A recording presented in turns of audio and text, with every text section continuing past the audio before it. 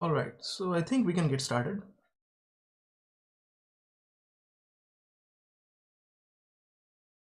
Let me check the audio amplification here. All right, I think the audio is fine, right? Anyway, so this is our third lecture on control systems, a third lecture on state space analysis. So this is again control system engineering.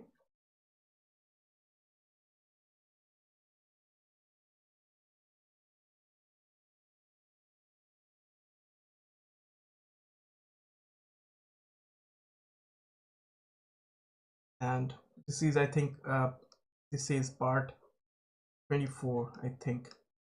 Okay, and today's topic of discussion is state space. Again, we are continuing our discussion on state space, right?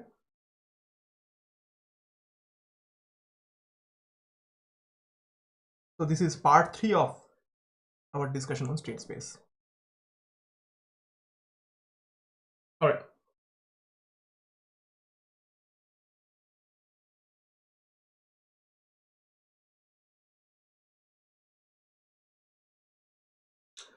Nice. So we are going to learn a few things today, and there are possibly a few things that we have been seeing for the last 2 classes, and today we're going to discuss those. And today we are going to generalize the idea of state space representation.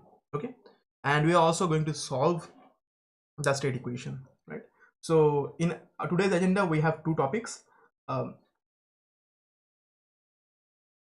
Rather, I would say state space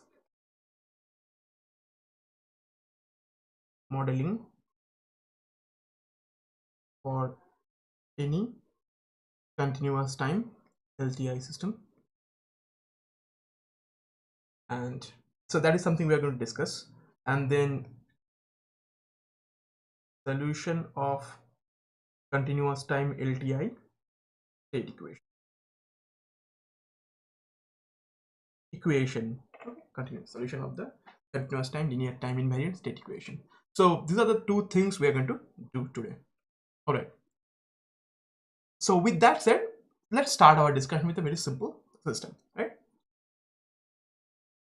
I believe more people would join as the class progresses. Okay, so consider the following system for which I am going to start with a transfer function, and then I'm going to jump to a state space model, right? So I'm going to start with a very simple system. So just hold on for a second. I need to turn on lights here.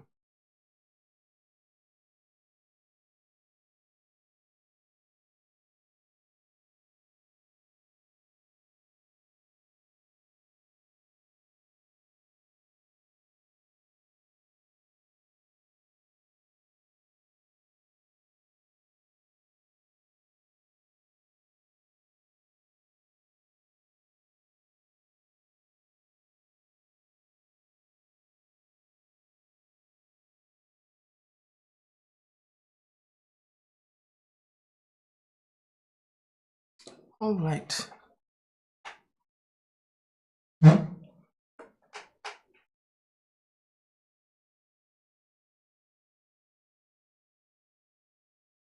Let's start with a very simple system, right? And say we have a system which has zero initial condition. We are assuming zero initial conditions, so we have a transfer function model, right? So continuous time linear time invariant system with zero initial conditions. So that system will have a transfer function model, and if a system has a transfer function model, then it definitely also has a state space model. There is no question whatsoever, right?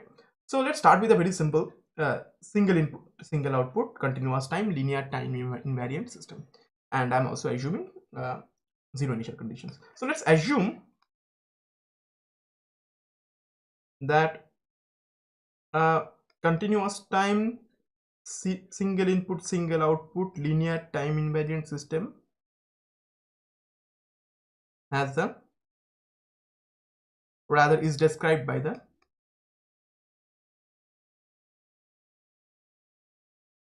following transfer function.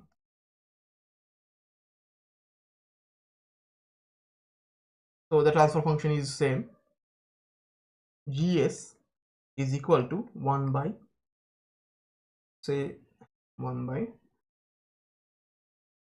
s cube plus 4s square plus 2s plus 6 plus say 5. All right, so that's a very simple system description, right? And same, right now I want to convert this description from transfer function to state space. You already know what you are going to do, right? So let's repeat what we usually do. Okay, so this is essentially, this transfer function is essentially the definition, which is the Laplace transform of the output to that of the input. Okay, and that is something we define as the transfer function for our purpose, and that is defined as this, right? So there is no problem with this, right? So instead, now I am going to rewrite this line, but now I'm going to skip this intermediate line here. I'm going to write this as equal to and bring it here. Quite obvious, I think, right? So transfer function is nothing but the ratio of the Laplace transform of the output to that of the input when there are zero initial conditions. And again, I am assuming continuous time, linear time invariant, single input, single output. I'm assuming all those things, right? And gradually we will relax those assumptions, okay? As much as we can do, right? So that is something we can write. Now from this line, we can then, of course, do the cross multiplication here, and we would end up with s cube ys. Then again, yt is the output and xt is the input, and correspondingly their Laplace transforms are ys and xs. So s cube ys plus 4s square ys plus 2s ys plus 5 ys. So that will be our left hand side, and that is now representing xs here, right? No issues. All right, now if I apply inverse Laplace transform, applying inverse Laplace transform, so in short I'm writing inverse ILT, right? So applying if I apply inverse Laplace transform on this, so what do I get? Again, I'm assuming zero initial conditions, otherwise there won't be any transfer function itself in itself, right? So this essentially this term is representative of the third derivative of yt, right? So third derivative of yt with respect to time. So essentially that's y triple dot t plus, this is essentially 4 times the second derivative of yt, right? When I do the inverse Laplace transform, so this is 4 y double dot t plus, this is similarly twice the first derivative of y, this is just y, and this is just x, right? So again, I think up to this line there is no one has any confusion whatsoever, right? So now we are going to convert this model to the state space model now, right? So now to convert this ordinary differential equation representation to the phase variable canonical form, again the state space representation that we have been doing so far is called the phase variable canonical form. Okay, to let's just write the statement to the phase variable canonical form rather.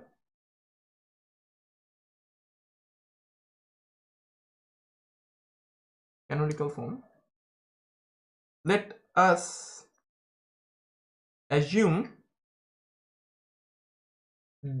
the following state variables.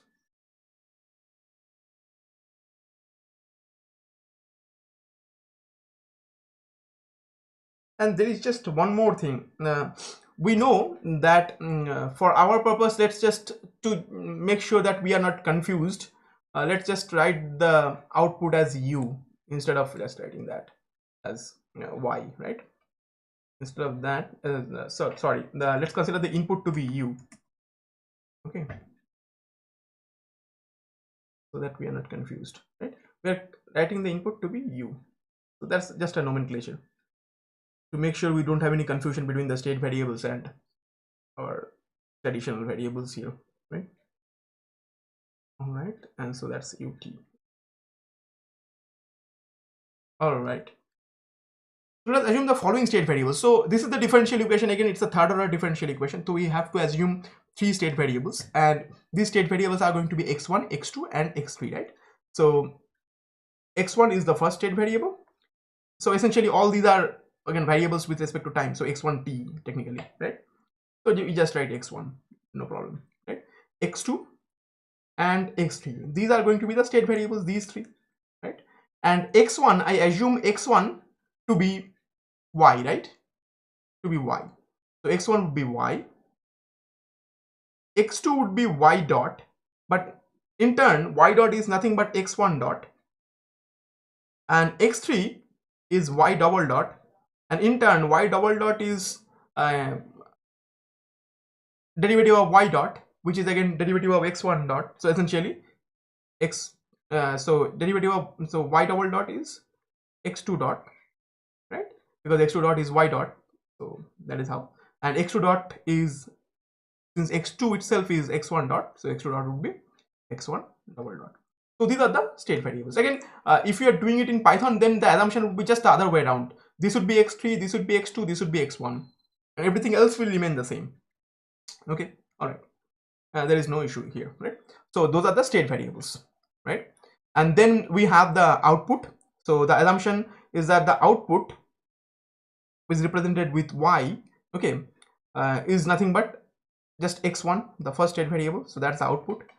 And then we have the input, and the input is just u here. So these are the state variable assumptions here. Again, these are the assumptions. So is that clear, right? So you people already know these are the state variables. Also, since we are using the phase variable canonical form, the state variables in this case are also known as the phase variables. So they are also called the phase variables because we are using the phase variable canonical form. So rather I should also represent this name as phase variables. Okay, so these are also called phase variables because we are using the phase variable canonical form, because there are infinitely many representations of the same system in the state space, right? So we have a unique system, and that would have infinitely many equivalent representations in the state space. So that way we have multiple different standard forms, and these standard forms are known as canonical forms, right?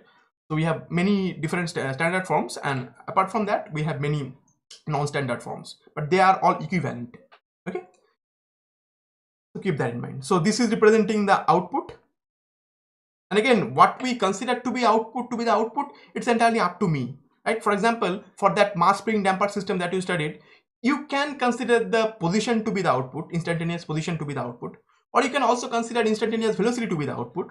You can consider both of them to be outputs. You can consider a certain combination of them to be the output. So it's up to you what you want to consider to be the output. Okay, and this u is the input. Okay, so again, these are the kind of the state variable assumptions, right? So with that said, look at this equation. Let me just copy this equation. So this equation becomes, therefore this becomes, so what happens to the third derivative here? So essentially this is y triple dot, and y triple dot is nothing but, see, y double dot is x3, so y triple dot would be x3 dot, right? So we know, right? So this becomes x3 dot plus, then again y double dot has a name x3, y dot is x2, so that's that's 4x3, this is plus 2x2, this is plus 5x1, and that's just u. Okay, again I am not writing t here. It is assumed that we have these are variables with respect to time, right? So they vary with respect to time. So that's the equation here, right? So this is essentially representing the behavior of the system. So this is technically the system equation, right? So now with that said, this can be, so we technically have three equations. So this is the third equation from those, right? This is the third equation. So let's rearrange this first, and so let's write this as x3 dot e as equal to minus 5x1 minus 2x2 minus 4x3 plus u. So that's the equation. And now we also have three equations. Also have two other equations. Also we know that x1 dot is nothing but x2, and we also know that x2 dot is nothing but x3. And now we have just known that x3 dot is minus 5x1 minus 2x2 minus 4x3 plus u, right? So these three equations are actually representing the state equations for the system, right? And the output is just y, which is equal to y1, y equal to y, and which is the x1, right? This state variable, that's the output, right? So again, this equation, this equation is representing the state equation, rather state equations, and this is representing the output. That's the output equation. Okay, so now in this course we are going to today we are going to see the significance of different things, different presentations here, what different matrices actually really mean. Those are the things we are going to see today. Okay, so in matrix form we can easily rearrange this in the matrix form. So in matrix form,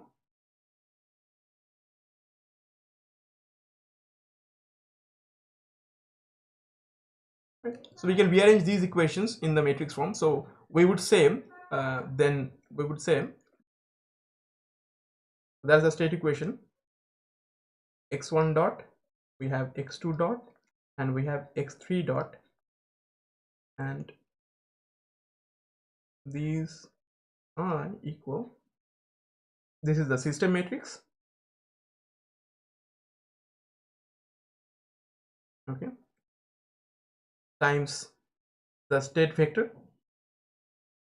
I think by now the nomenclature are clear, right? All the nomenclature, the notions of states and everything are more or less clear. We are going to clarify things even further. And then again, this is the input matrix. Now there is a reason why this is called the input matrix, we're going to see shortly. And here is the input. So let's write down the values here. So it's going to be 0, so 0 1 0 0 0 1, and then we have minus 5 minus 2 minus 4, minus 5 minus 2 minus 4, and then we have 0 0 0 1. So that's the state equation now in singular. Okay, because in term if I represent this as matrices, so essentially they are matrices. So this is x dot equal to ax plus bu, right? So this is the state equation per se, right? And the output equation y here is again the output matrix, which is in this particular case, which is 1 1 0 0 times the state vector.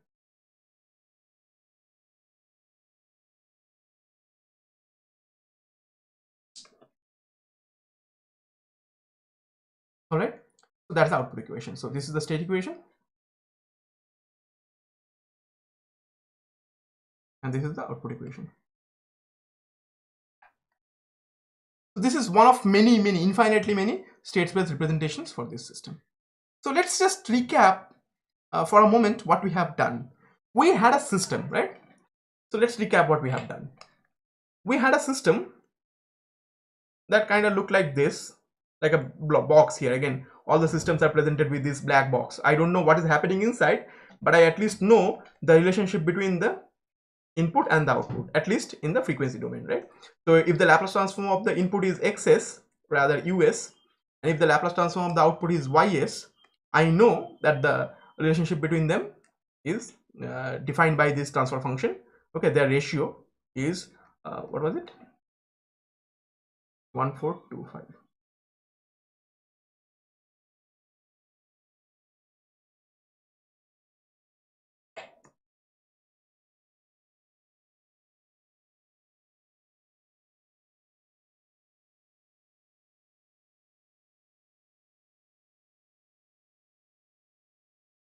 Nice. So let's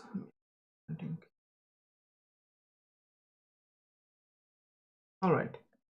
So that was the system, right?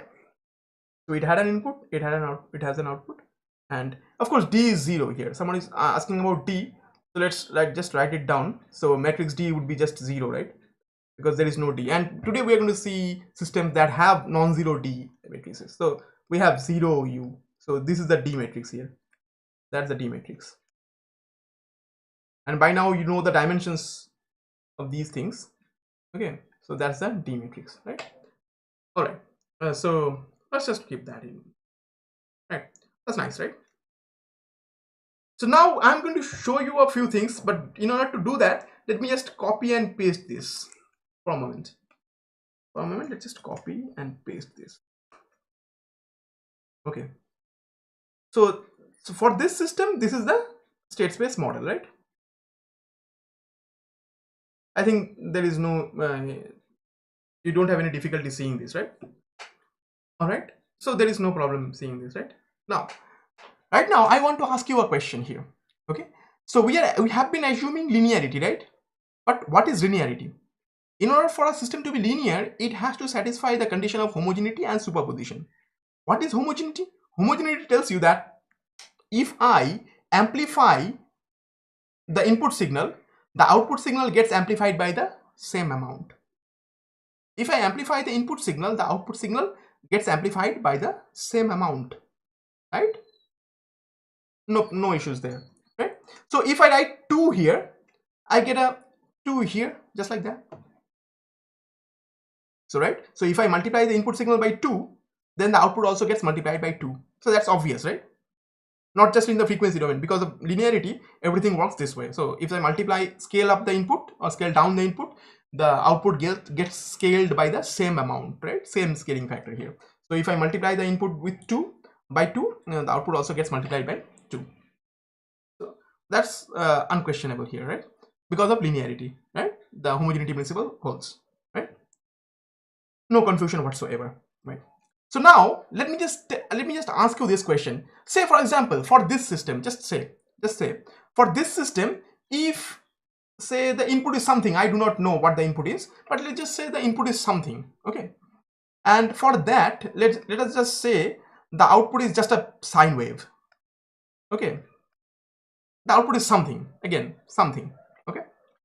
Now say if I scale the input, so amplify the input by a factor of 2, the output is also going to get scaled by a factor of 2, will also get amplified by a factor of 2, right?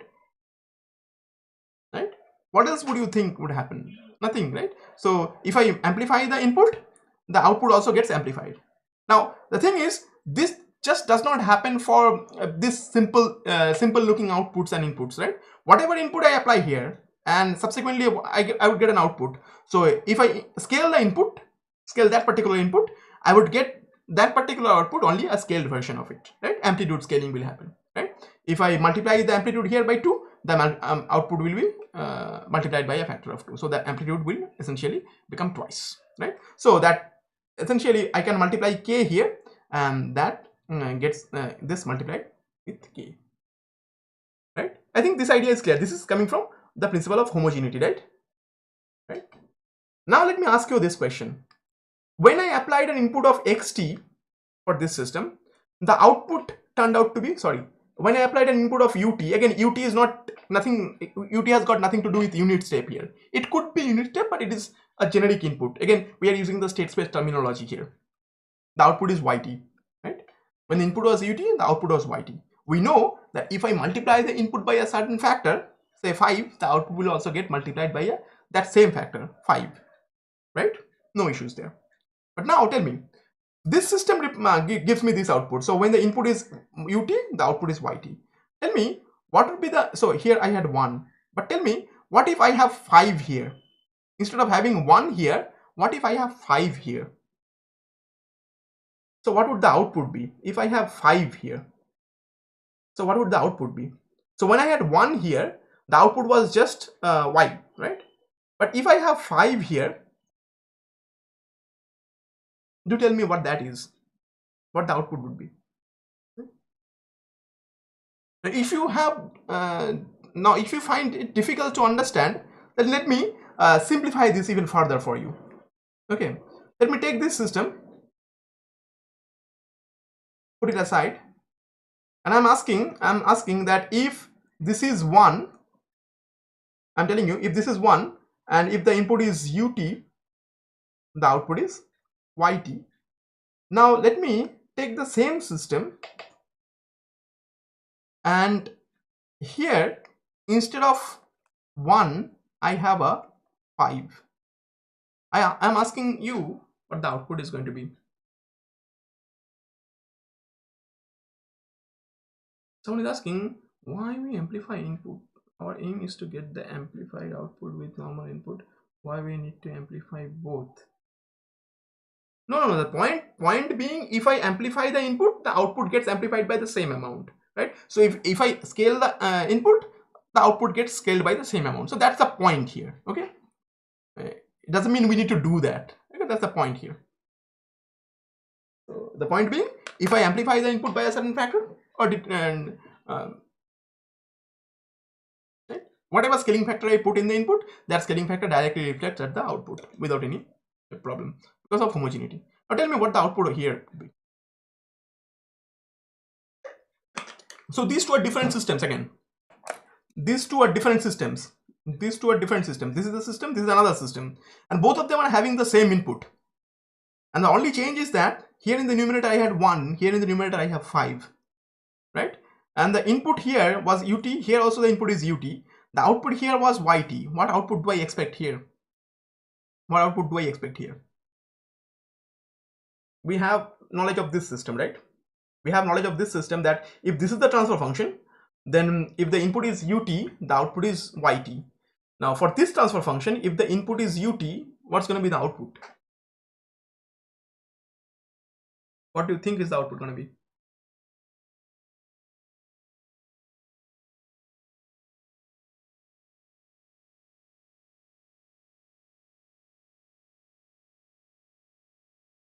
Anybody?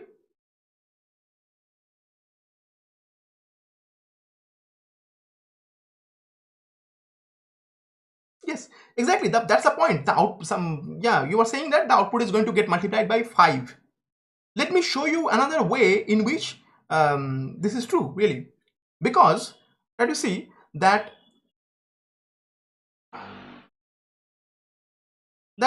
what is this really? If I tell you, what is this really? What is this? This is really, if you think about it, isn't this just like this?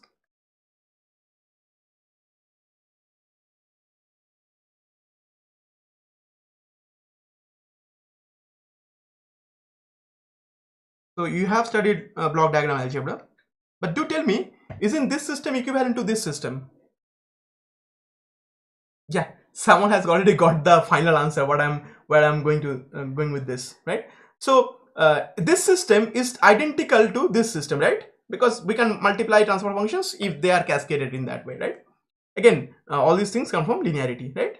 So now if I say that what is the output here, the output here is yt, right? At this point the output is yt, but here the output is be 5yt, right? So technically here we have 5yt here, right? So now if I ask you to construct a state space model for this, if I ask you to construct a state space model for this system, what do you have to do? You just have to change the output. You just have to change the output. The system itself did not change. So nothing will change except for the output. Now look very carefully that here I assumed that the output was x1, right? Now here, so output was y, which was x1. Now output is now 5y. So output will be just 5x1, 5 times of whatever it is right now, right? It is going to be 5 times of whatever it is right now, right? So previously for this system the output was y, right? So this was the output. So y was essentially x1, right? So this equation actually is y equal to x1. Now output has become now 5 times of that. So the output will just become 5x1 here, right? Obviously the output will just become 5x1 because we have a 5 here, right? We have a 5 here, right? So the output is going to become 5x1. All right.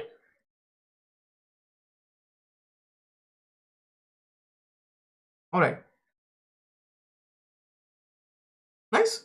So in order to construct the state space model of this, all we have to do is to just modify this and write a 5 here. So that now we have our state space model. Again, there are plenty of other ways of doing this thing. Okay, there are plenty of other ways of doing this thing, but I'm just showing you one of the ways. Okay, because once you understand one of the ways, you can always understand the other ways in which you can think about it. Is there any issue? I don't think. Right. So that's a simple explanation here. Right. Got it?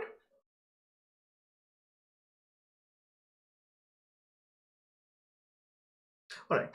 Now in the same vein, let me now go back to this and again start with the same discussion. I think if you have understood this, if you have only understood this, then only I can proceed with this, right? So the state space model for this is just this. And let me tell you, once you have practiced enough, just by looking at this, you'll be able to construct this state space model, because you can see the 5 just appears here as -5, this 2 is appearing here as -2, this 4 is appearing here as -4, and then this 5 is appearing here as 5. So once you have practiced enough problems, you will be able to construct this state space model pretty easily without any effort at all.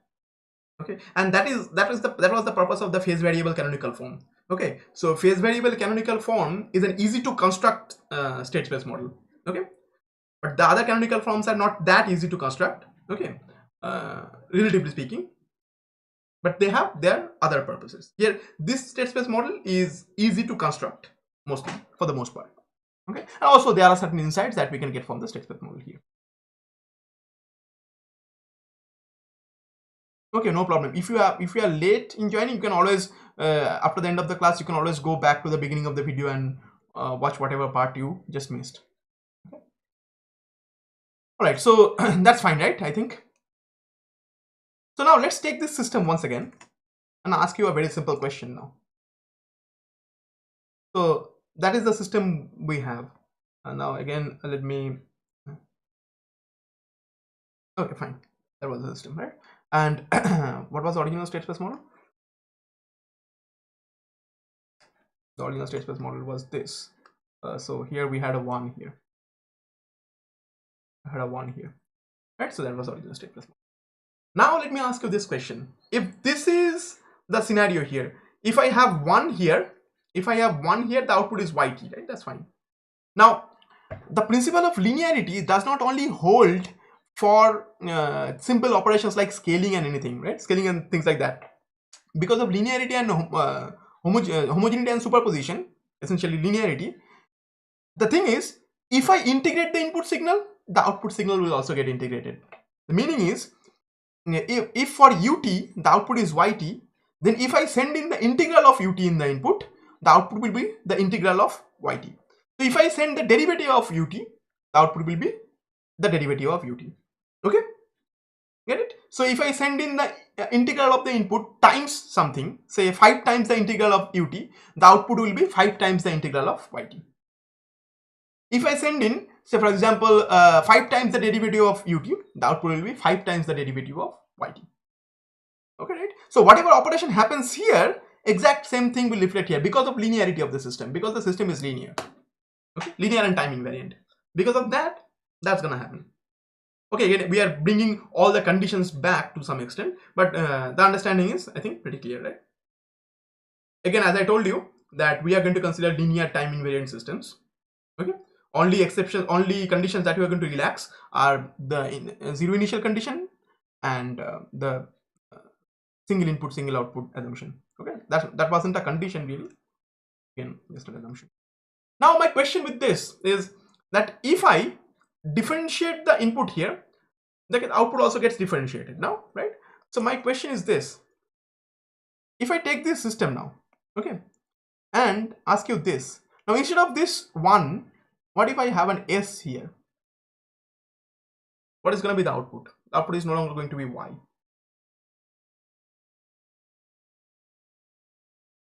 The output is no longer going to be Y, right? Again, I'm mixing, matching state space and transfer function representations. You have to understand this, right?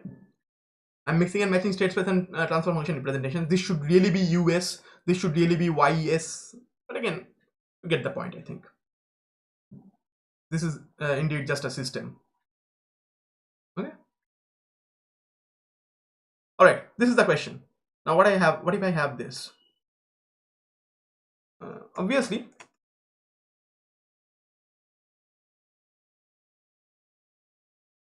I can again rewrite this. Someone is saying the output is going to be Y by S. No, no, no, no, no, no, no, no. So understandably, if this is, I understand why the problem comes from. So if this is YS, and then if this is US again, this is going to be SYS, right? This is going to be SYS, right? So if this is UT, this is YT. Rather, let's just keep those. So if this is UT, this is YT. So if this is UT, this is what?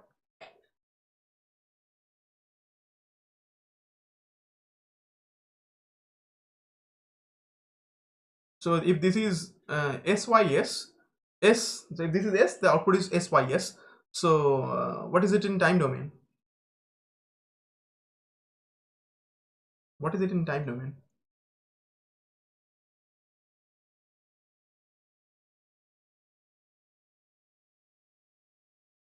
Do tell me.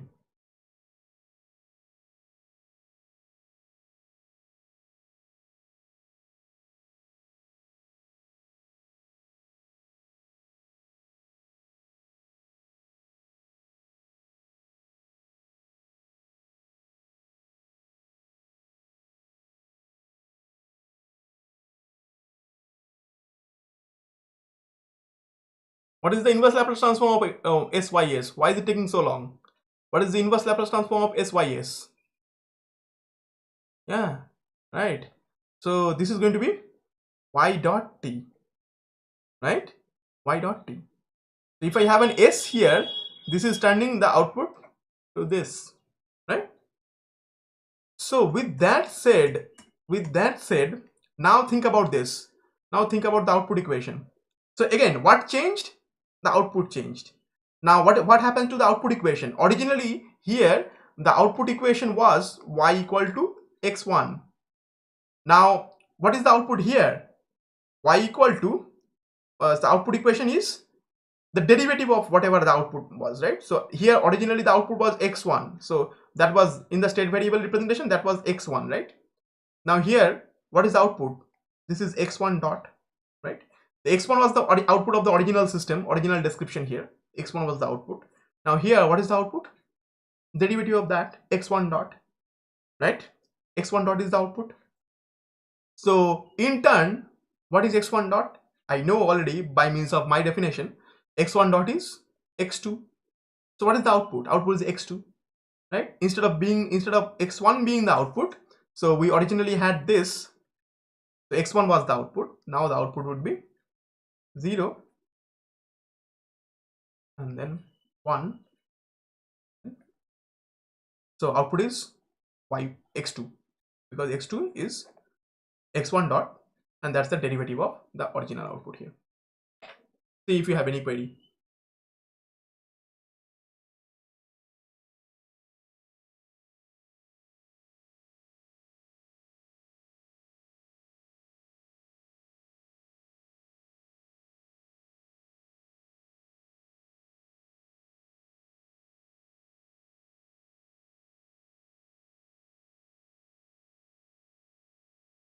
Got it?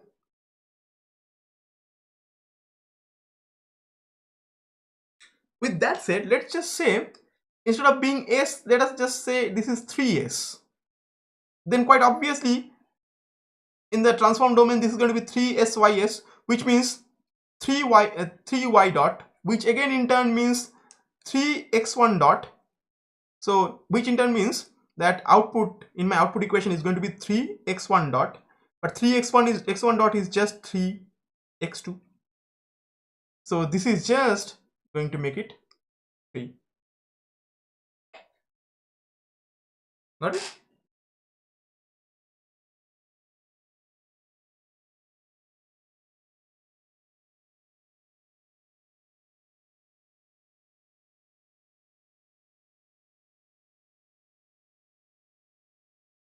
All right. So now let me ask you a question. Question is, what's going to be the state space model for something like this? So we have a system. For this system and for this system in the numerator, I have say PS plus 5, right? And this is US. And this is the output. What's going to be the state space model here?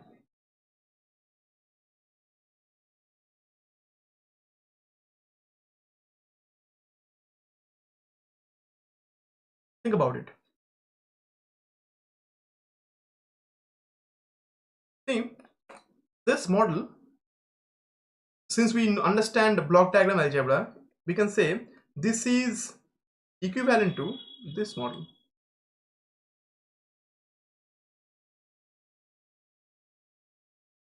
This is equivalent to, let me just write it down and then you will see.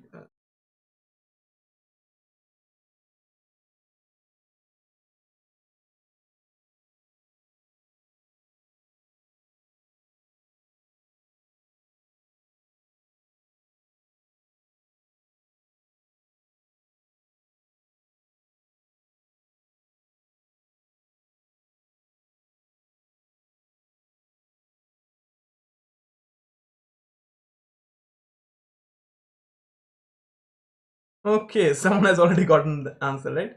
So once you understand this, once you have done a few problems, you would already have a good grasp in the topic. This is not difficult to understand at all. Okay. So this is plus, this is plus. I so you can understand where I'm going with this. Right. So now this is the equivalent structure here, right? So when the input was xt here, and if I have 1 here, right? If I have 1 here, the output would be y, for example. So the output would be x1, right? Right. So if I have 3s, so if I have s, the output would be x1 dot, which is x2, right? And if I have 3s here, the output would be 3x2, right? Sorry, again the input is u in my representation here. Similarly, if I the same thing, this same input is going to both system, right?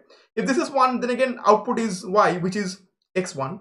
Now if I have 5 here, the output is 5x1. So the total output is 5x1 plus 3x2. Okay. And in order to construct this state space model, all I have to do is to just change this output equation, right? See, changing the numerator did not affect the state equation. It is only affecting the output equation.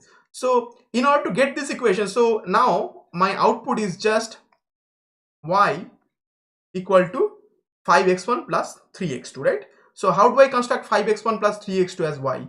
So that's going to be 5x1 plus 3x2. So that's the structure, right? So 5 times x1 plus 3 times x2 plus 0 times x3. That's the output. Obvious, right? I think it's pretty simple to understand, right? And in the same vein, if I now ask you a slightly more difficult question, not difficult, I mean, once you understand this, it is not going to be difficult, right? So now let's ask this question. Say we have this system where, say, in the numerator I have something like this, say 2s square plus 7s, say no, not just say 2, let's say something else. Hold on for a second. So let's say 6s square plus 7s plus 3. Right. So obviously, okay, if I had 1 here in the numerator, so the output would be x1. Okay. Now we have, instead now we have 3, right?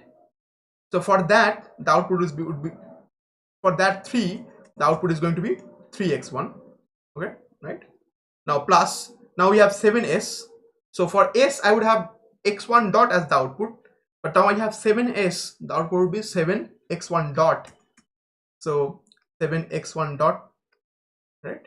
And then for s square I would have x1 double dot, right, as the output, and 6s square I would have 6x1 double dot.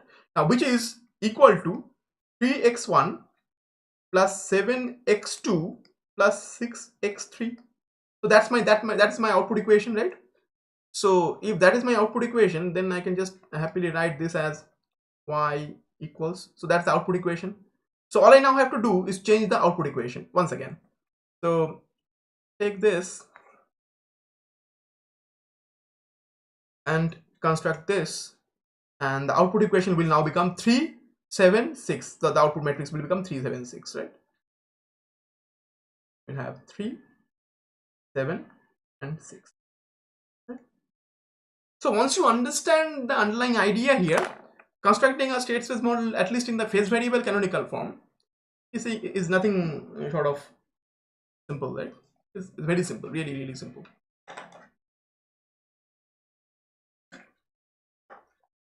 Right?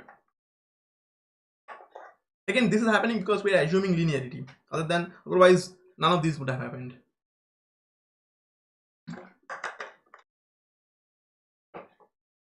So by now, once you are comfortable enough, once you have like solved 2 or 3 problems here in this domain, just by looking at the transfer function, you would be probably able to construct the state space model without any difficulty whatsoever, right? So one last problem.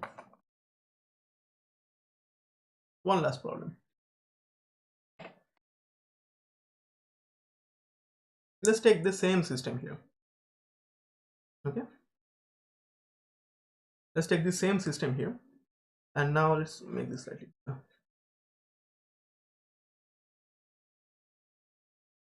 okay.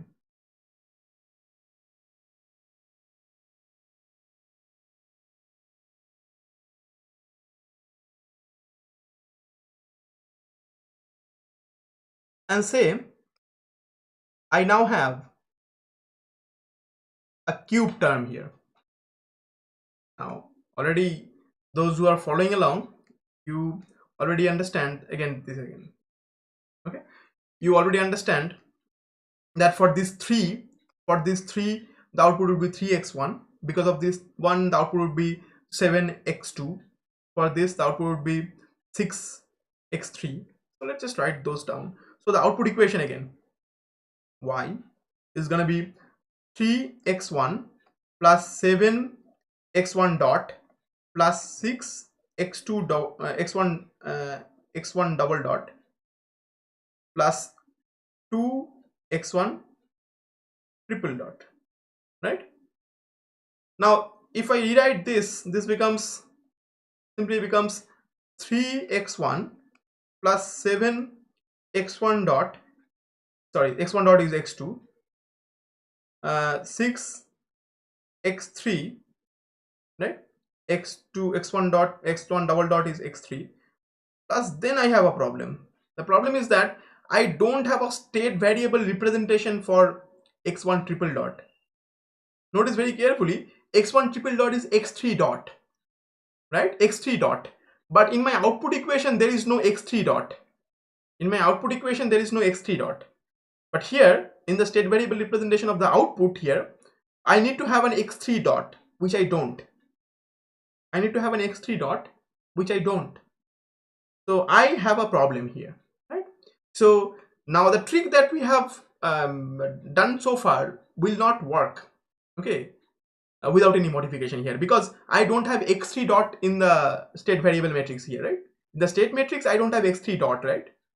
In the output equation we don't have x3 dot, so there is no way in which I can write an x3 dot here, right, which is x1 triple dot.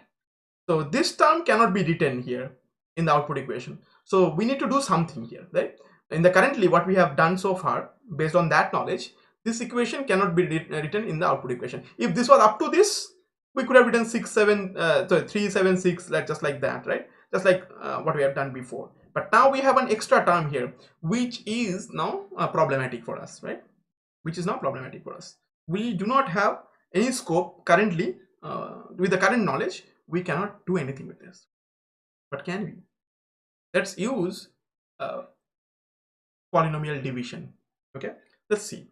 So this is again essentially a quotient of two polynomials, right? The numerator is a polynomial, the denominator is also a polynomial, right? And we know that if we divide something, say if I have x here, I'm dividing y with that, the result is z, and the whatever I get here, the remainder is a, right? If something like that happens, then I know that y is equal to xz plus a, sorry, xz minus a, sorry, plus a, what am I writing?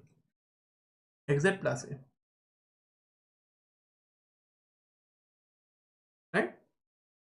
So you have to multiply these two and add this one, that gives you the dividend here. So that is the division, polynomial division, long simple long division, right? So with that knowledge, let's do a polynomial division here. Okay, so this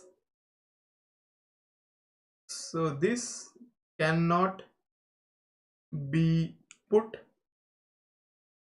inside the C matrix. Inside the C matrix we cannot put this, right? We have been doing that so far, right? I think some of you can already guess what's going to happen. So let's do a polynomial division. So let us do, or rather perform, a polynomial division, rather polynomial long division. Okay, so let's do a polynomial long division. So divisor is this s cube plus 4s square plus 2s plus 5. Okay, and this is 2s cube plus 6s square plus 7s plus 3. Now let's do a polynomial long division. So now I have to write a 2 here, right? So that gives me 2s cube plus 8s square plus 4s plus 10. I might make a mistake, so make sure to properly follow along so that you can correct my mistakes. Right? So my first intention was to remove that first term, right? So that is something we have done. So that term gets removed here technically. So this term gets removed, right?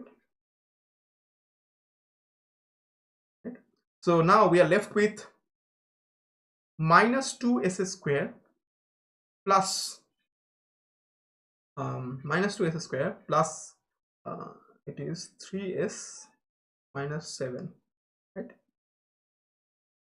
And there is nothing we can do anymore, right? Because this is an s cube polynomial, I cannot do anything here, right? Right? So that's the end of this polynomial division. Right? That's the end of this polynomial division. Right? No problem, right? So now with this polynomial division, then we can say that whatever I divided, so this is the thing that I divided with this, right? So I can now say that this thing here, that was 2s cube plus 6s square plus 7s plus 3, that would be 2 times this plus this, right? This multiplied by this in addition to whatever remainder we had, right?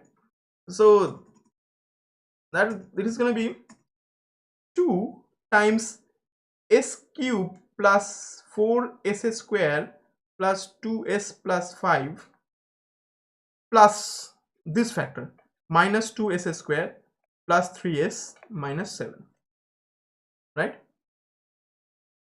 All right, so let's put it. All right, so now we can divide everything. Let's divide everything by this. Let's divide everything by this. Okay, let's divide everything by this. If I do so, then I would have this factor divided by this factor.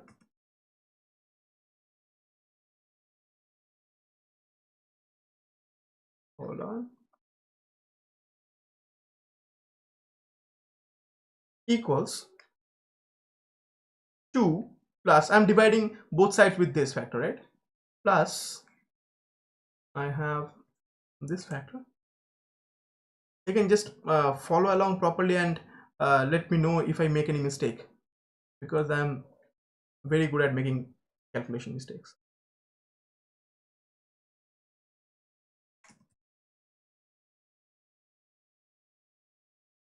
So that's fine, right?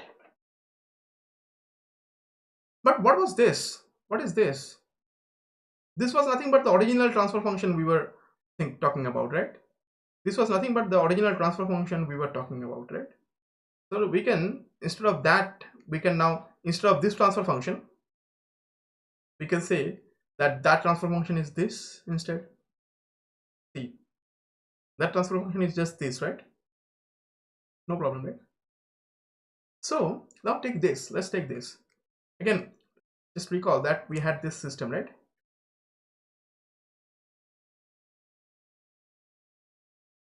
So that was the system we were dealing with. Now this is equivalent to,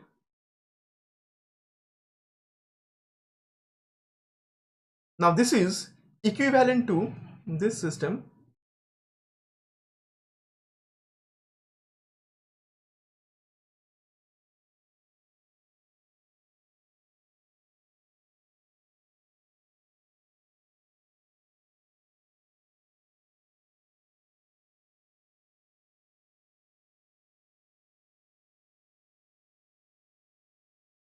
All right.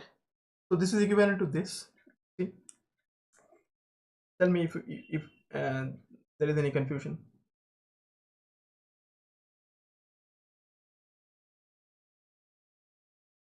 The same thing, right? So if you have the input as this, now do tell me if there is any confusion. So these two are equivalent.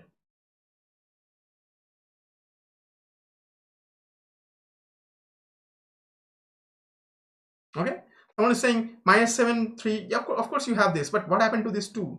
Now this is now equivalent. So look at this model, right? So this is just addition of two transfer functions, right? But we know how to write addition of two transfer functions, right? We know how to write addition of two transfer functions. We can write them this way, right? Addition of two transfer functions, just like that. So addition of two transfer functions equivalently here in this particular case, we have a sum of two transfer functions,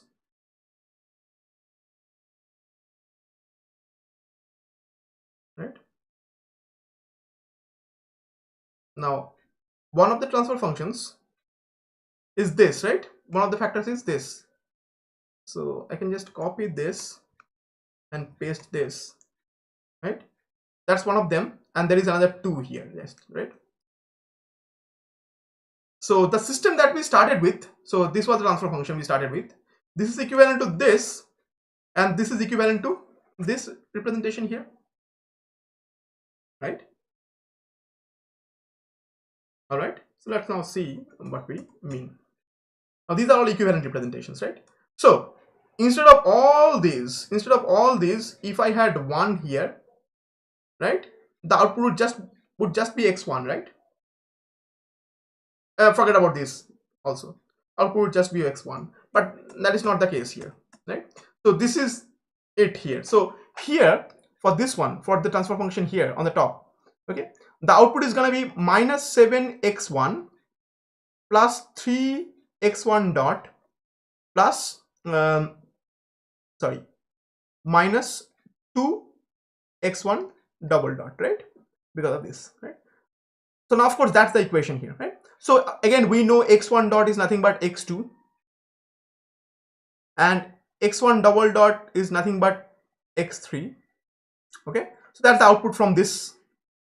Now u was the input here, so u is also getting fed here, right? So what is the output here? 2u here from this. So what is the total output of this entire structure here? What is the total output of this entire structure here? So if the output is u, then if the output is y, then y has two components. One is coming from this, the other is coming from this. So this is giving you this component,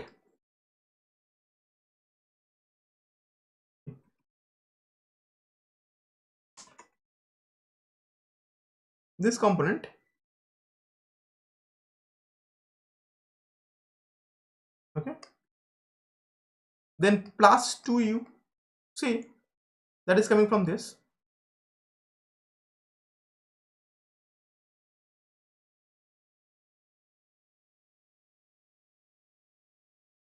All right, now this is what the output equation looks like. This is what the output equation looks like, right? We already know what to do with this, right? This is the output equation look like. So if I write this in the matrix form, let's bring the output equation. Let's bring the entire thing. Let's think about the output equation only.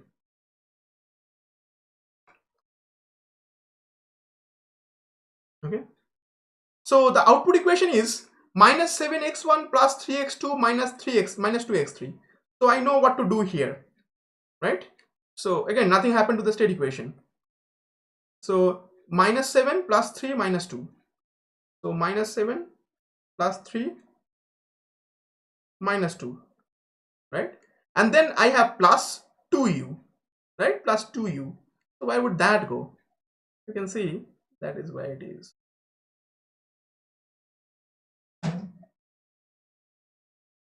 Right? So now you have a system with a non-zero value of d.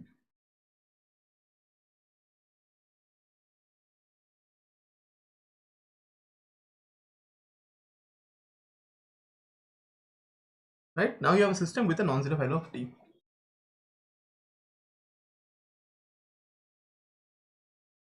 And with that said, I believe you can understand that we cannot have a system where the order of the numerator's polynomial is higher than the denominator's polynomial, higher than that of the denominator's polynomial. Because in this system, see, the order of the numerator's polynomial is equal to the order of the denominator's polynomial. When that happens, okay, when the order of the numerator's polynomial is equal to the order of the denominator's polynomial, I have to write D matrix, right?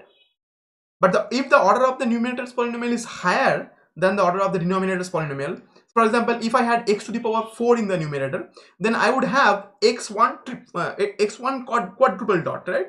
So that would mean I have x3 triple dot. That would mean that here also I would have another derivative here. So the input itself will get differentiated there. So then again, for those kind of systems, you have other types of state space models, but those state space models are not of this kind of state space models, right? So technically, with this state space model, or whatever structure we have studied so far, we can only deal with up to transfer functions that have numerators with order up to the order of the denominator. So order of the numerator must be, at most, can be equal to the order of the denominator's polynomial, okay, or less, it's fine, right? But the order of the numerator can never exceed the order of the denominator's polynomial, right? That can never happen. And if that happens, then the system is called an irrational system. This is a rational system. So we are only dealing with rational systems, rational transfer functions rather. Okay, so we're dealing with rational transfer functions.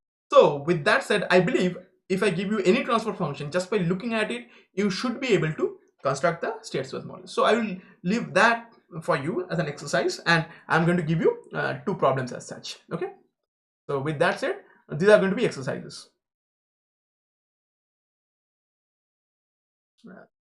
So homeworks, right? Okay, all right. So question 1, or rather, convert the following transfer function models to space variable canonical forms.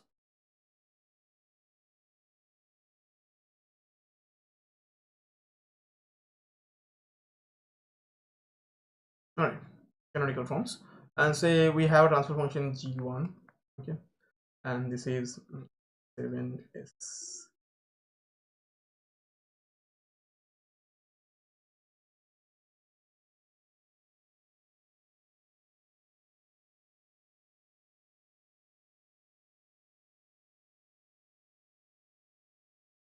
and G2S. These are two different systems. Okay.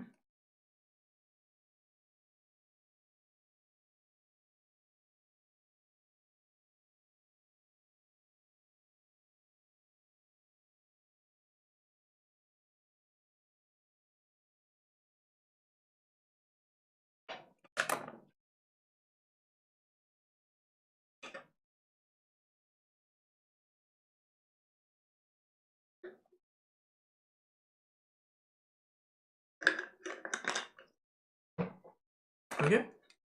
And then I would write use Python to convert the state space models back to transfer function models to verify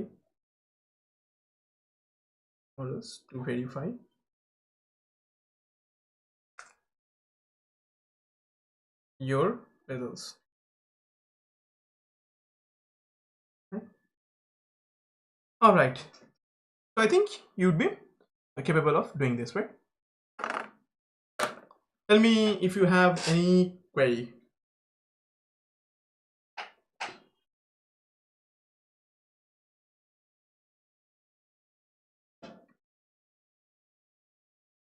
With the exercise problems.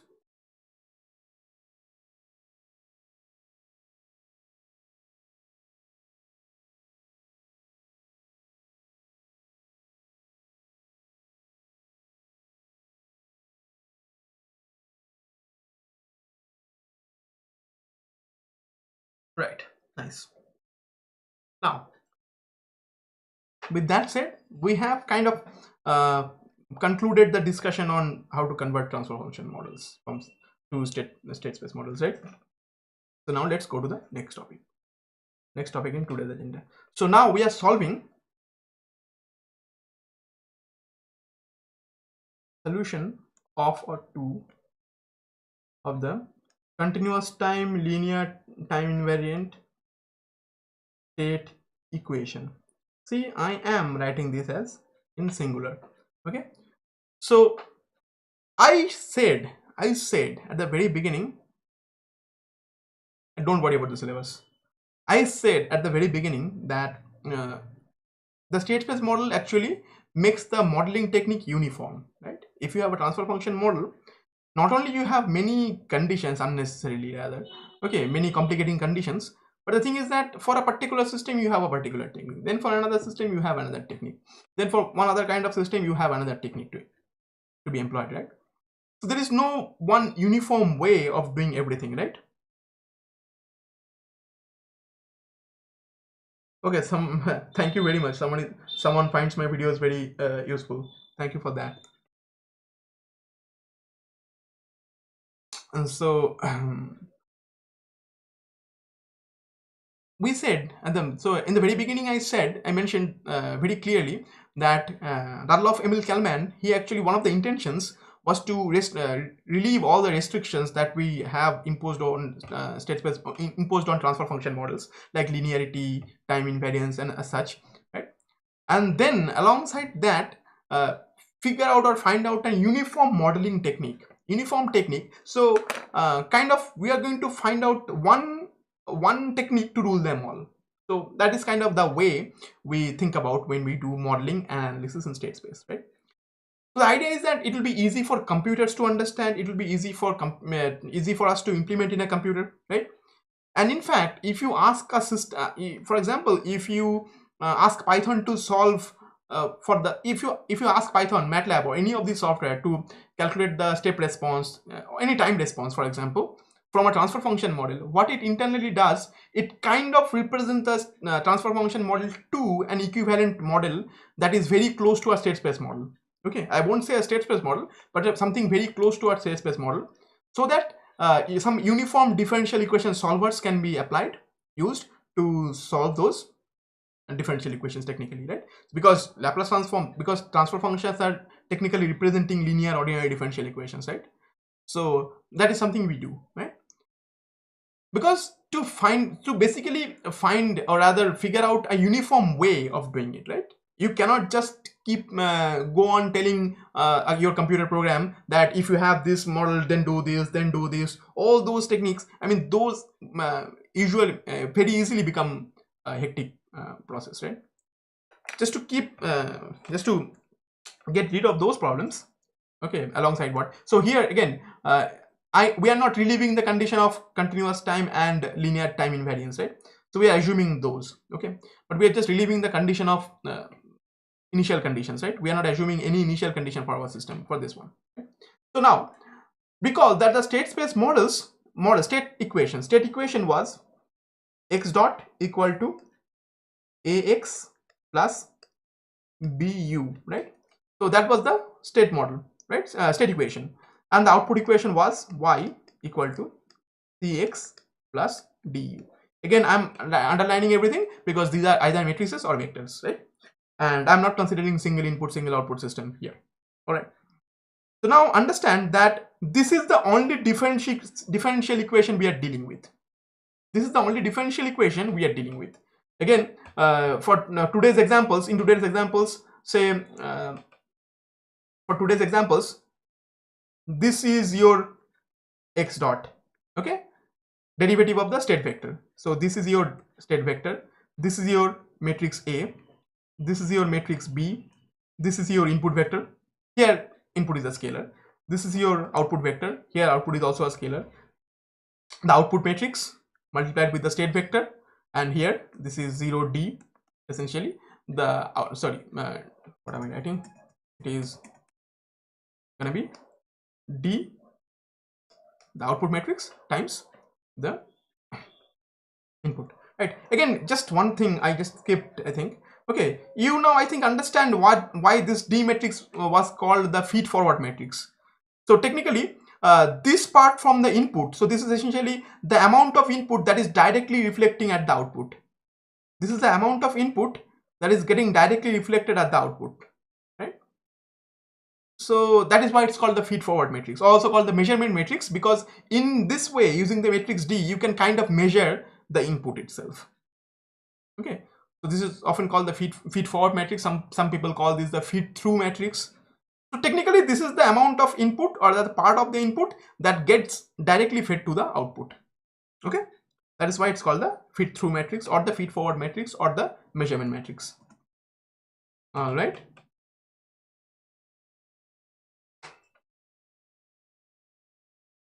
All right, nice. So we have this equation, right? We have this equation. Now this is the only differential equation. See, the output equation, which is this one, the output equation is not a differential equation. The output equation is a linear is a algebraic equation, is an algebraic equation. Okay, there is nothing to solve here. Okay, as far the equation goes, there is nothing to solve here, but this differential equation needs to be solved. Okay, but then again, see, if I have a continuous time linear time invariant system, then all of those systems can be modeled this way. Their state space models would look this way. So x dot equal to ax plus bu. Now only thing is that matrix A and matrix B, they will be different for different systems, and the length of the state vector will differ depending on the order of the system. So if I have a third order system, the state number of state variables would be 3, and as such the state vector would be of dimension 3 by 1, right?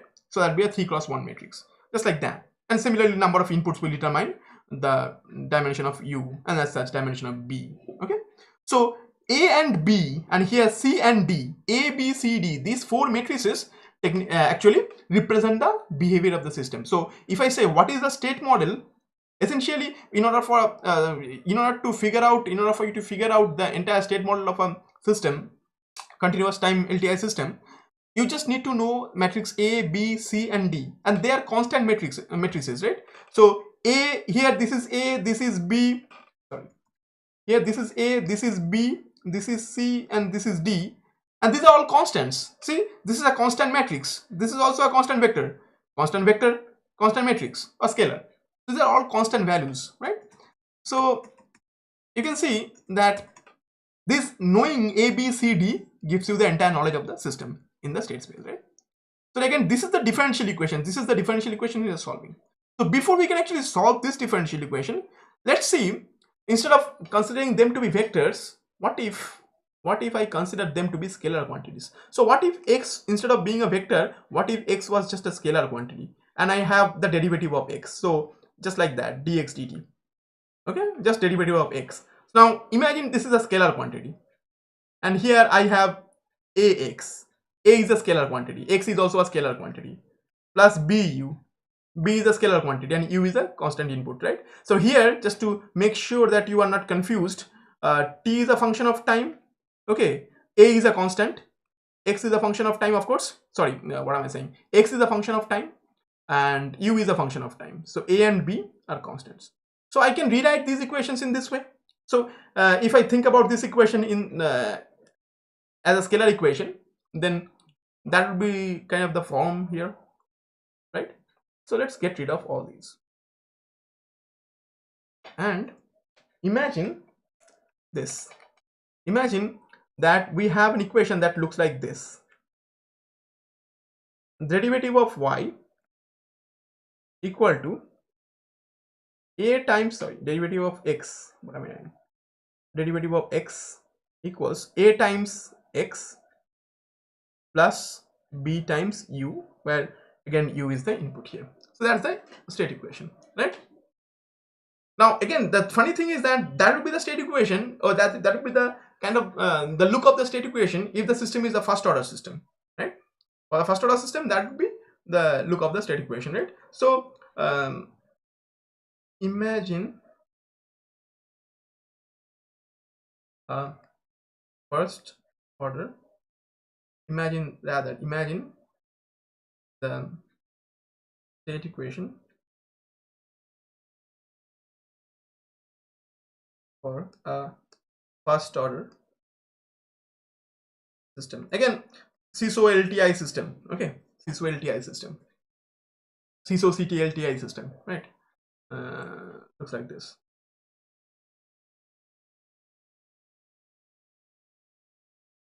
Imagine that. Now we are going to solve this equation. Now I believe, I mean, most of you know how to solve this equation, right? So let's just solve this equation, okay? Again, I assumed most of you know, some of you might have forgotten this, right? So again, derivative of xt and then minus a xt equals but, yeah, right? And in order to solve this equation, there are two ways. Okay, I am choosing the way you studied it probably in your class 12, right? In your 12th standard probably. So now what I am going to do, I am going to multiply both sides with a certain factor, okay? And where I got that factor might not be evident right away. So where I got that factor from might not be evident right away, but will be evident as we proceed, right? So let's just get rid of these functions t's here. I think you can understand what's happening, right? So let's just write dx dt equals minus ax equals bu. You understand a and b are constants and nothing else, right? T is the independent variable and rests are dependent on time. All right, so that is something, right? So now let's just say I multiply the numerator and multiply both sides with e to the power at and see what happens with that. Okay, if I multiply both sides with e to the power minus at, okay, and then say we have dx and dt here and minus e to the power minus at times ax here, and we have b, sorry, e to the power minus at bu, right? So there is no difficulty, right? So I multiplied both sides with e to the power, I multiplied both sides with e to the power minus at. All right,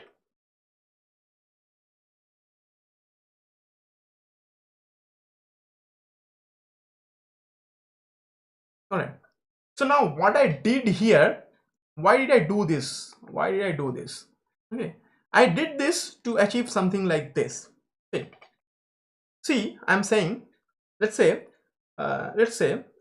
z equals e to the power minus 80 x, and here z is a function of time, x is also a function of time.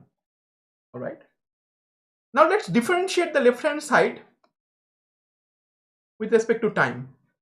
If I do that, then I have to apply the product rule here in the right hand side. So I have to differentiate each of the term keeping the other term constant, right? So let's first differentiate this term keeping the other term constant. So I would have e to the power minus 80 and the derivative of this, right? And then plus I have to differentiate this term keeping this one constant, right? So the derivative of this term is minus e to the power minus 80, right? So that would be minus, minus a e to the power minus 80. Okay, minus a will come out, and of course xt will remain, right? Right. So that's the derivative of this entire factor. This factor. That's the derivative of this factor. So I first differentiated this keeping this constant. Okay, and then differentiated this keeping this constant. So that is what we ended up with, right? So this is e to the power minus 80 dx dt minus e to the power minus 80 ax, right? Right. Now look at this term. Look at this term.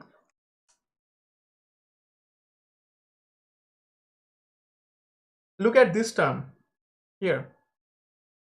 Look at this term. E to the power minus 80 dx dt minus e to the power minus 80 ax. Isn't it exactly this one? Isn't it exactly this one? See, tell me, right? So that is exactly that term, right? So let's do our rough calculation slightly, take our rough calculation slightly further. So let's bring this here. What am I going to do with this? Okay. All right. So we have that the derivative of dz with respect to t is this, right? So here for our purpose we are writing this entire thing as the derivative of dz, because that is what we have here.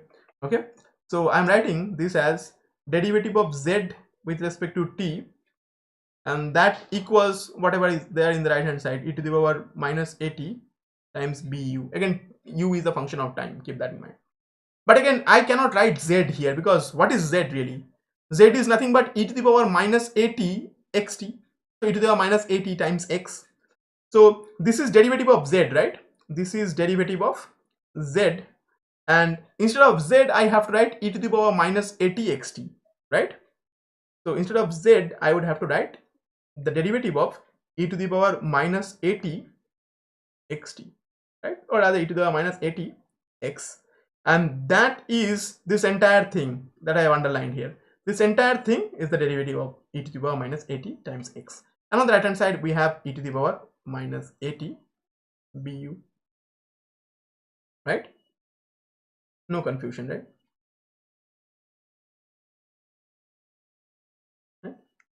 So that's my rough work there. I think I have to bring everything to the left. Yes.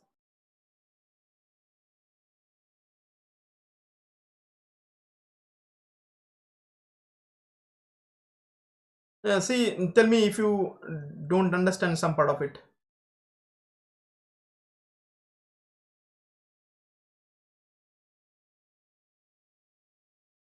Okay, so with that said, let's integrate both sides, right? Now let's integrate. So I'm integrating. Okay, before I integrate, let's take this differential term dt to the right hand side. So I would have differential of e to the power minus 80x equals e to the power minus 80 bu dt. Okay. Okay, u again is a function of time. That's understood, I think, right? So don't confuse. Now do tell me, if I integrate dz, what do I get? I get z plus a constant, right? So now if I integrate both sides here, on the left hand side I have e to the power the d of e to the power minus 80 x. So if I integrate this becomes, so again assume this term to be z. If this is z, then it is dz. The integral of that is just going to be z. We shall take care of the constant, okay, constant of integration here. So we can do that here. We can do the integration here, and here this equals, then again the integration here, e to the power minus at bu. I'm writing t here, okay, so that you don't get confused with any of these, okay. And again let me just write t here to indicate that x is the function of time. All right, now the moment I do an integration, I need to put a constant of integration, but I can get rid of the constant of integration by doing a definite integral, right? You understand that in definite integrals you don't have that constant of integration, right? How can I do that? By doing by putting the initial, by making it, turning it into a definite integral, right? But to do that, now I have to take care of a few things, right? Now here I am saying that when time t is equal to 0, when time t is equal to 0, so I'm putting the upper limits and lower limits. So I'm not integrating it indefinitely, I'm integrating it definitely. So I'm doing a definite integral here. When time t is 0, what is the output here? So I have to write the upper limits and lower limits in both the equations, right? Here in this equation, okay, e to the power at is independent of the output variable, what xt, whatever, right? So when time t is equal to 0, what is the limit here? What is the lower limit here? The lower limit is nothing but x0, right? So that's a lower limit here, so which is x0, so the value of xt when t is 0, right?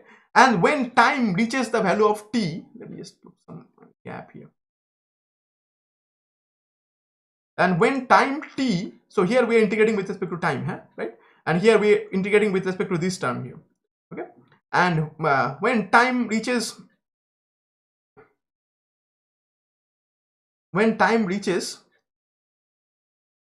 a value of t, what happens to the value of xt here?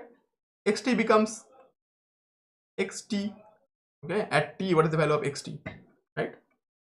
That is what it is, right? But now there is a problem, I mean a notational problem here. The problem is that we are integrating with respect to t and then putting the same limit here, so we do not do that. So instead of writing t, we would now write tau, or we could write any other dummy variable. So technically we can write any other dummy variable, so we choose tau, right? So since it's a definite integral, ultimately we are going to put the limits. Upper limit is t, lower limit is 0. So we are integrating with respect to tau. We are not integrating with respect to t, technically, right? And again, there is also a technical gotcha here. The thing is, here I should really write e to the power 0, and here I should really write e to the power minus at, because this is z, okay, and here this should be, this is z0 and this is zt, okay, this is zt, okay.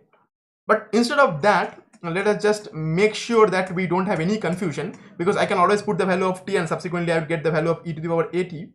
So instead of doing that, I am just writing this in this way. You have to understand that this is being integrated, this entire thing is being integrated, this entire differential. So this is zt, so technically this should be z0 and zt.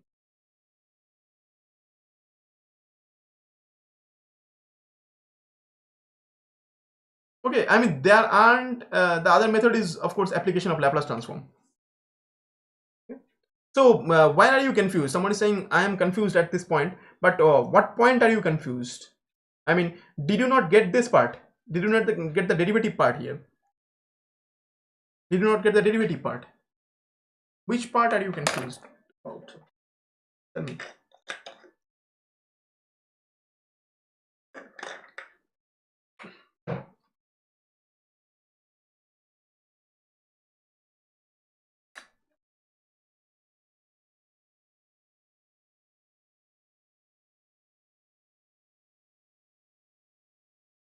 Yeah, someone is saying, okay, I'm going to do the same thing using Laplace transform. Don't worry. At another point. So let's just do the integration here. Okay. Let's just do the integration. So if I integrate this, all I am going to get, so this is again, this part is z, right? So I'm going to get zt as the output. So I have to put the limits here. So e to the power minus at xt. So that was the whole thing. and for xt the lower limit is x0 and the upper limit is xt. Okay, and here this integration I do not know how to do this integration, because see, I do not know what function ut is, right? Ut could be any arbitrary integration, arbitrary signal, right? So I do not know that, so I have to keep this as an integral, e to the power minus a tau b u tau d tau.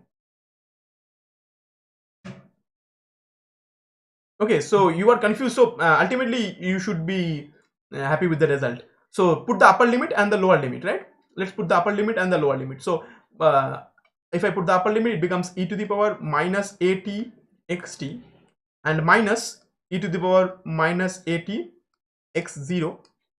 Instead of xt I'm writing xt and x0, and again this is linear ordinary differential equation, and the factor that we multiplied here, e to the power minus at, is called an integrating factor. You have studied this in your school level, or if not in school, you have studied this in your first years. So this is how you solve a first order linear ordinary differential equation of this form using integrating factors. So the integrating factor is e to the power minus at here. Okay, but instead of applying a formula with integrating factors, I just tried to show you how that formula actually turns out. Okay, so you studied how to solve differential equations using integrating factors. So with that said, let's multiply both sides with e to the power at, right? So if I multiply both sides with e to the power at, I would have xt minus x0 and equals e to the power at, and of course this e to the power at could have been written inside, but I am writing it outside because again we're just keeping this thing simple as possible. A tau b u tau d tau, right?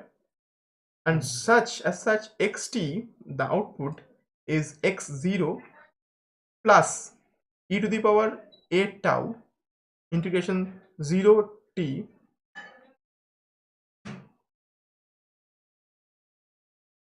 Oh sorry, what have I written? Extremely sorry. Oh, so see, when I put x0, so t is also 0. Okay, t is also 0. So just to confuse, not to confuse this, let me just write this.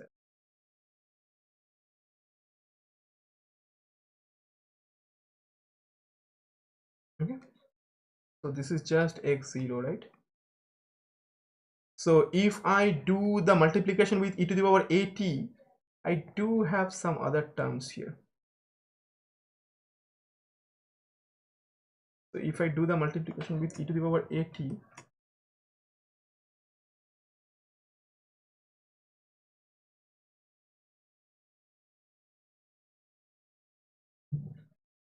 so I would have an e to the power at here. All right. So I would have e to the power at x0 plus e to the power at integration from 0 to t e to the power minus a tau bu tau d tau. Okay, and I would have xt as equal to, okay, someone saying you did not get the limits, right? So in case you did not get the limits, let us just start from the beginning here. I understand some of you did not get the limits, right? So I thought as much. So let's write zt. Will that be okay? Because that is our assumption here. So let's write zt, and let's say, assuming zt to be equal to e to the power minus at xt. Okay, and we saw the rough work, right? We saw the rough work, right? We can write zt, right? So now here this is zt, right? So this is again zt. Okay, let's write zt. That will be fine, right? So this is z0 and this is zt. Is there any confusion with this? If I write zt, will there be any confusion with this assumption? Because I have shown you this calculation, right? I think this is fine, right? You understand the derivative of zt if zt is e to the power minus atxt. Do tell me, then I will proceed. Is it fine if I write zt?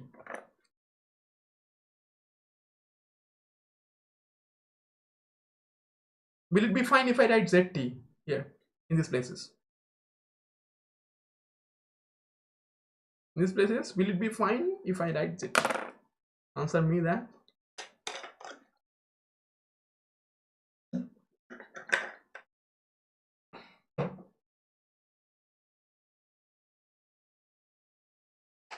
Okay, you first confirm, then I'll proceed. I mean, do you agree that this entire term, okay, forget those, forget the power of e and whatsoever, just tell me this, okay, tell me the answer of my question here. Can I write this as ddt of zt, because we know that, right? We have derived that. Will that be fine? If I write zt here, is that fine with you?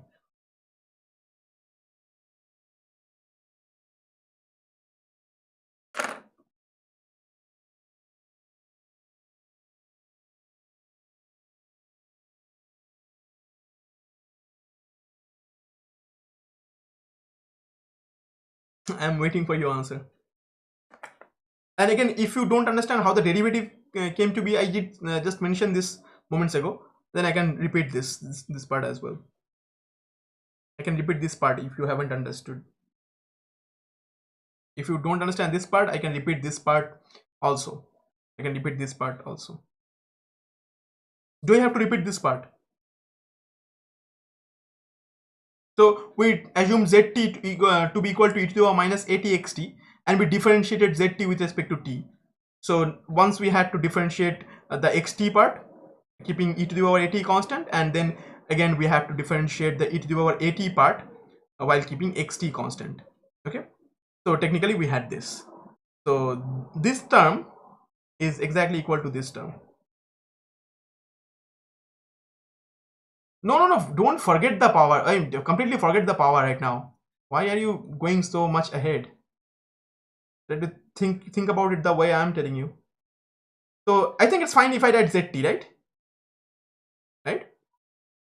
So up to this part, I think it's fine, right? So as you can see, if I write derivative of, so this is dzt, that's fine, right? So again, now think about, again, forget this entirely. Forget this part completely. Okay. So now we are integrating this equation, right? Here on the right hand side, we are integrating from 0 to t. Okay. On the right hand side, we are integrating from 0 to t. And for the lower limit, when time is 0, here z is z0. And when time is t, here z is zt. There is no confusion there. There can't be any confusion, right? The lower limit is z0, upper limit is zt, right? Of course, now if I integrate this, this becomes zt. Lower limit is z0, upper limit is zt. Any confusion with this?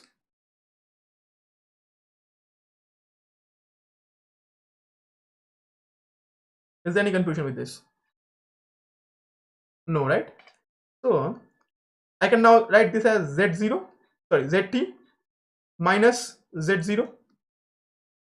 Okay, and this is equal to integration 0 to t e to the power minus a tau bu tau d tau.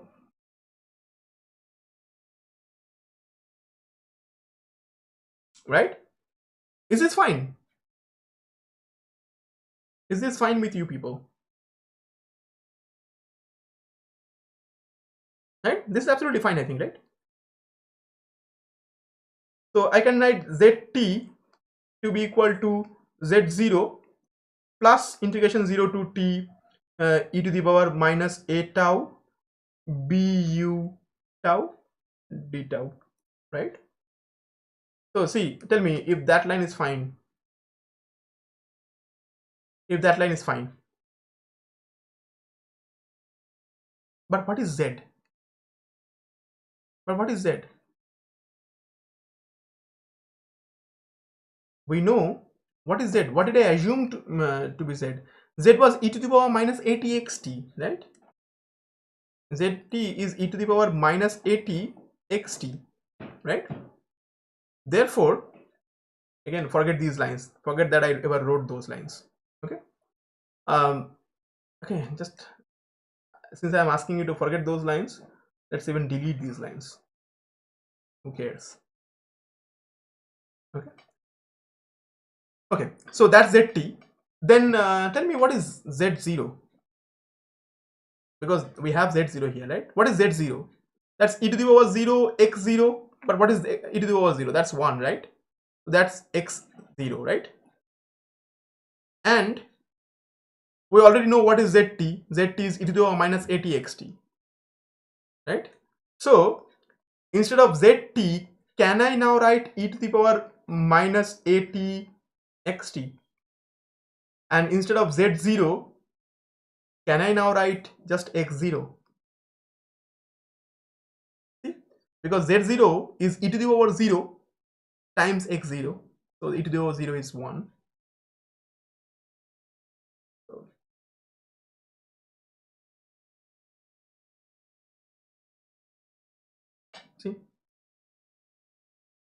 See this assumption. Whatever assumption we considered, we are just coming from this. Do tell me if you still don't understand this. And of course, after that we have integration from 0 to t on e to the power minus 8 tau b u tau d tau. See,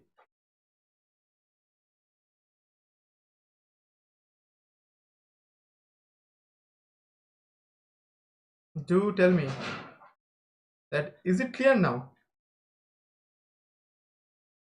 I somehow assumed that you people understand these things, which I don't usually assume anything really, but then again, I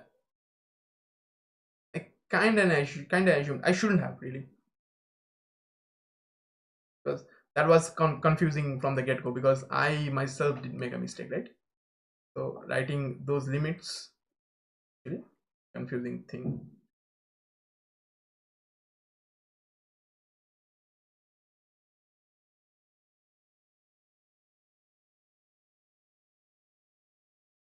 Okay, so please let me know if you don't understand this now.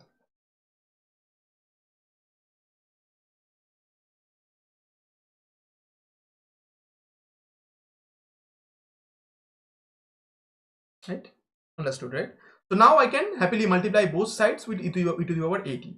So now I would have xt equals e to the power 80 x0 plus e to the power 80, and then what am I doing? Again, do ask if you still have any confusion, because I don't want to let you go without getting rid of the confusions. So x0, so that's xt is going to be e to the power 80 x0 plus e to the power 80 integration from 0 to t e to the power minus 8 tau b u tau d tau.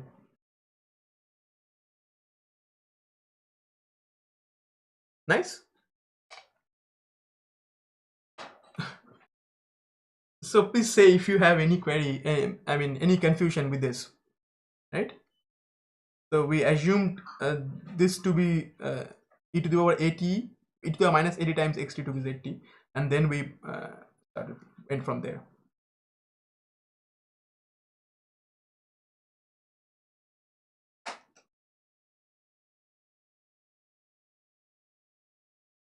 Right?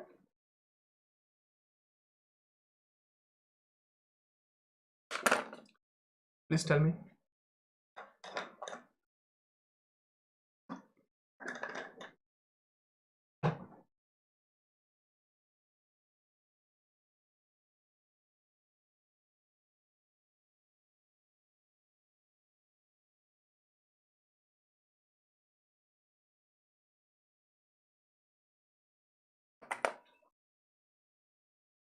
So can we proceed?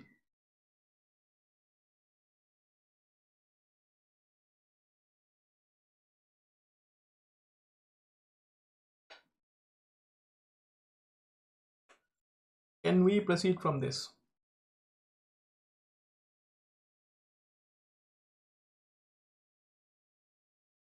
Okay, none of you are saying anything.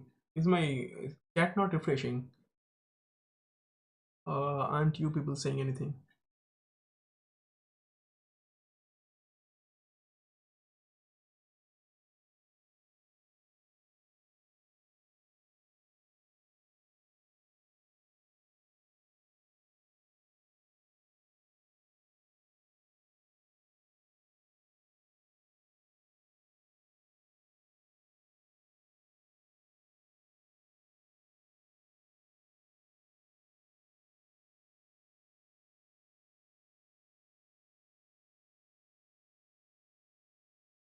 Okay, so I got one confirmation, right? And for the rest of you? Alright, so that's fine, right? Now think about it. That's xt, right? Now here I have e to the power at x0, and look at this e to the power at.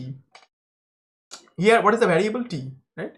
This is independent of the variable of integration here. The variable of integration is tau. So I can bring this e to the power at inside the integral. So I can write 0 to t for the integral, and I can put this inside this. So this becomes e to the power at. Did you? So you said okay, sir, but did you understand what I just said here? Again, there is absolutely no shame in asking a question when you don't understand something. Absolutely nothing. So but it is shameful to keep it hidden. So if you don't understand something, but you still don't ask your questions to figure that thing out, it's really a bad thing. Really bad. So again, so I'm happy that you asked a question, because again that proof was getting sketchy, really. I think this is right now, right? So this can go inside, and when this can go inside, I can simply write e to the power. Okay, let's just write another line. Yes. So that's gonna be e to the power at x. Sorry, e to the power at x0 plus integration from 0 to t. That becomes e to the power. There is just one small gotcha here. Okay, I'm going to explain that. T minus tau, and then b u tau d tau.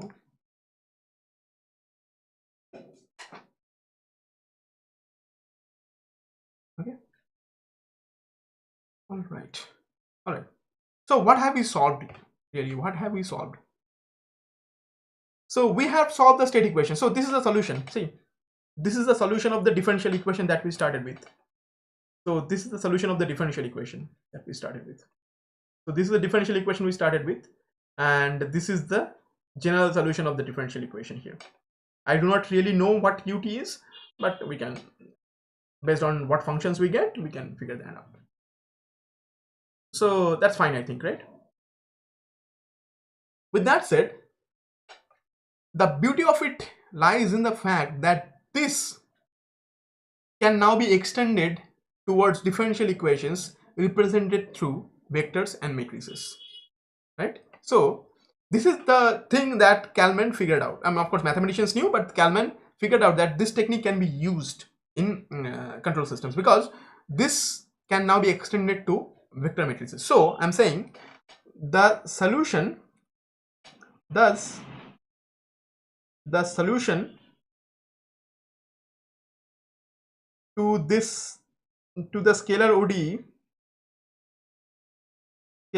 this was the scalar ODE that I had x dot equals ax plus bu, okay, is this, right? The solution to this scalar ODE, this is the solution, right? So I want to figure out the value of x with respect to time. So that's the solution here. Right?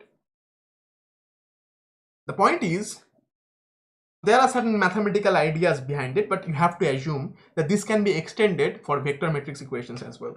This can be extended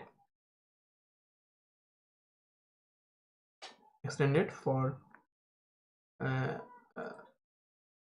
vector ODEs.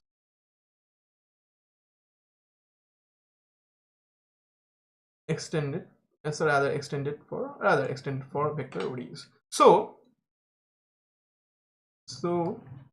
if the state equation is, instead of this, if the state equation is in vector form, that is x dot equals ax plus bu, okay, bu, then the solution is the same thing. I'm going to just copy. I unfortunately, there is just one problem. Okay, fine, let's just, all I have to do is to convert those into vectors. So that's the state vector. So this is the initial value of the state vector. Okay, this is, instead of being e to the power at, where a is a scalar quantity, it is now e to the power matrix a times t. And now what is e to the power a matrix? We are going to talk about that. Okay, and similarly, this is, instead of just being e to the power a, where a is a scalar quantity, petty scalar quantity, this is e to the power a, where a is a matrix quantity.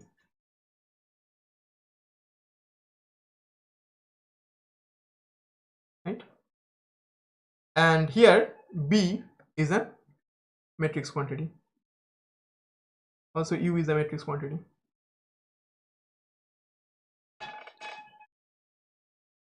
That's the solution of the state equation.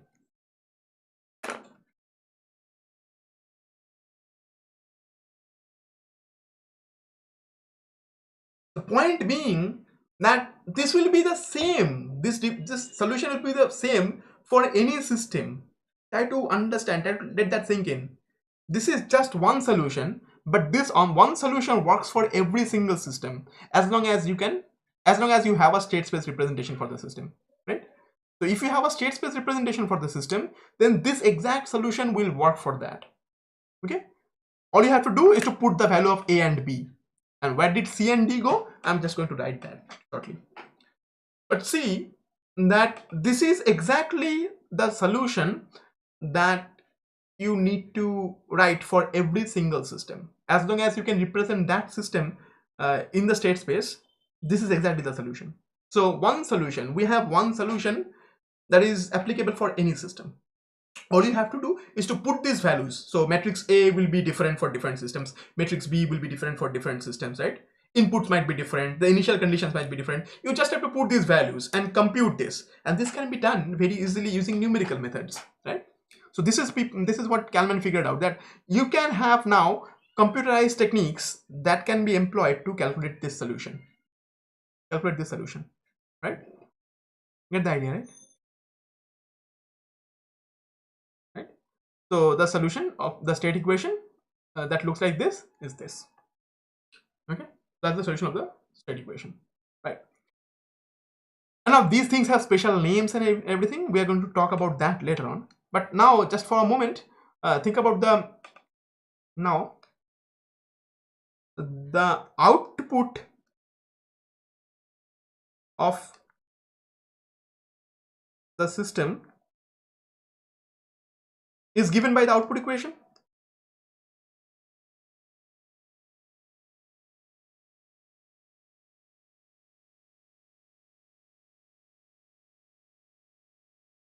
What output equation is matrix y, or the vector y, is c times x. Okay, sorry, did I write capital here? Okay, unfortunately this has to be small letters, right?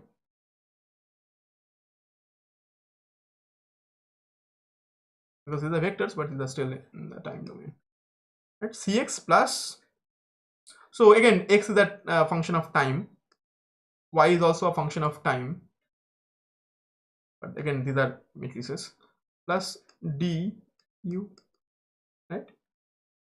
Right. So this output, thus I can say the output is yt, see, that's C matrix times xt, but instead of xt I'm going to write this, instead of this xt I'm going to write this entire thing. Okay, so C times this entire thing, C times this entire thing,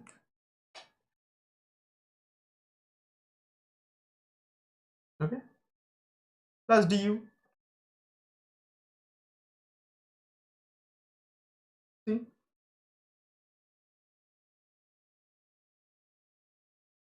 right? Again, this can be slightly rather expanded. So this is going to be C times e to the power matrix at times x0 plus C times this integration 0 to t e to the power matrix A t minus tau b u tau d tau plus d u t, right? So that's the complete solution of the state space model. So if I give you a state space model that looks like x dot equal to ax plus bu and y equal to cx plus du, this is the solution of those two equations. For those two equations, this is the solution. So if you can represent any system as x dot equal to ax plus bu and y equal to cx plus du, which we have been doing so far, this is the solution for any of those systems, rather all of those systems, right? So only that matrix A, B, C, D will be different, okay? And for if you can put those values here, and of course ut would be different for different input configurations, but and also the initial conditions would be different, right? But again, you can understand that you have one form and you have to do one calculation rather, okay, one systematic calculation, and once you can do that, once you are able to do this calculation, you have the solution for any system. You have the time response. So this is the output of the system, really, right? So this is nothing but the output of the system,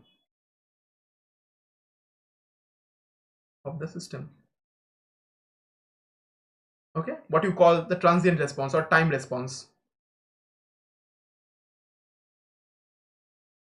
So this is the output of the system, okay, and here this is the initial condition,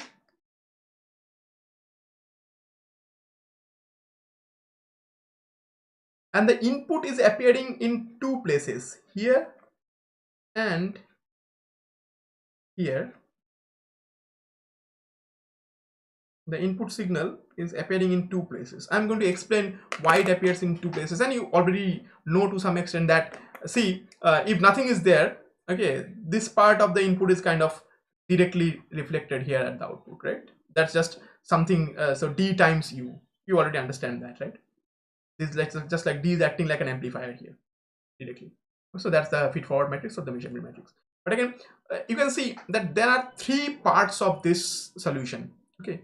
So the solution of the state space model, which is represented as ax x dot equal to ax plus bu and y equal to cx plus du, this solution has three portions of it, three particular parts. It's the sum of three things actually. This solution is sum of three things. This is one, rather, let's see, this is one of the things, and this is the rather other one, and this is, what different thing should I use, another one.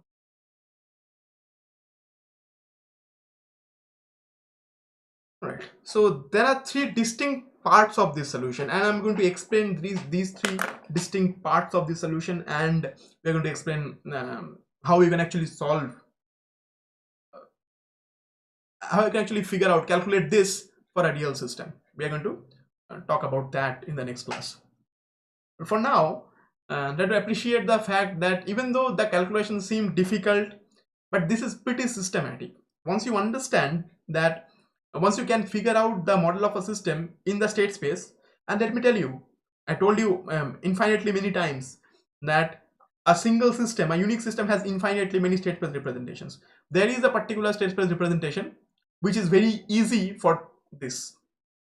So if you can convert your state space model to that particular configuration, to that particular canonical form, that's a special canonical form. So that's not the phase variable canonical form. Okay, if you can convert the phase variable this state space model to that particular canonical form, you would be able to calculate this pretty easily. This entire calculational effort would be pretty relaxed. You can very easily calculate this once you convert the state space model to an equivalent state space model which is suitable for solving the state space model, right? And again, if you represent, see, that's the here the amazing thing is, I give you a transfer function, and for that transfer function you can have, like, say you have, say, like in my class, if I have 50 students, then 50 of you can derive the state space model in 50 different ways. Okay, so your A, B, C, D matrices will be having different values, right? Different values. Okay, but again, dimensions won't be different, but the values would be different. The elements in those matrices will be different. But even after that, okay, your solution will be the same. The output that you get out of this by solving this equation, okay, will be the same. Okay, given the same input and equivalent initial conditions. Okay, so if I give you that the correct initial conditions for your configuration, the way you have constructed the state space model, and one same input for you, if you solve this, you would get the same result. All of you are going to get the same result. All right, so no matter how you represent this, your calculational effort, you might have to do some difficult calculation, or some of you might need to do some simpler calculation, but the result is going to be the same, because again, the output is the output of the same system, right? This coming from the same unique system, so the output is unique here, right? So any question?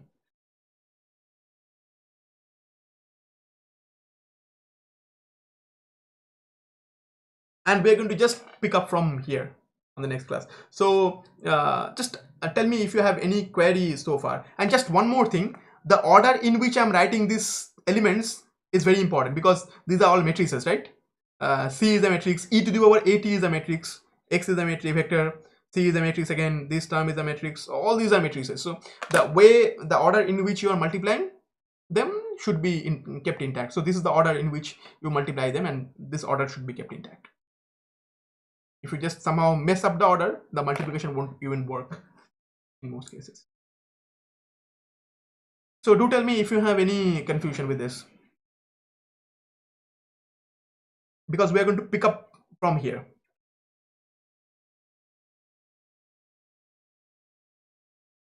So question, do I have to do this using Laplace transform once again? Do I have to solve the differential equation using Laplace transform? I mean, maybe for tomorrow, of course. Do I have to solve this differential equation using Laplace transform, or is the solution understandable? Have you been able to understand the solution? Because I am trying to avoid Laplace transform as long as we are inside state space as much as possible.